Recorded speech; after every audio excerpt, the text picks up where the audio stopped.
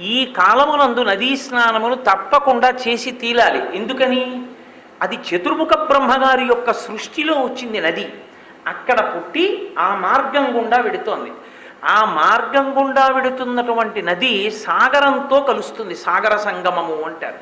పరమ పవిత్రమైన ప్రదేశం సముద్రంతో కలిసిపోతుంది. భక్తి చివరికి అలా కలిసిపోవాలి అని శంకరులు శివానందలహరి చేస్తూ అంకోలం నిజబీజ సంతతి రయస్కాంతోఫలం సూచికా సాధ్వీ నైజ విభుం లతాక్షితిరుహం సింధు సరిద్వల్లభం ప్రాప్నోతీహ యథా తథా పశుపతే పాదారవిందద్వయం చేతో వృత్తి రూపేత్య తిష్టటి సదా సా భక్తి రుత్యుచ్యతే అంటారు.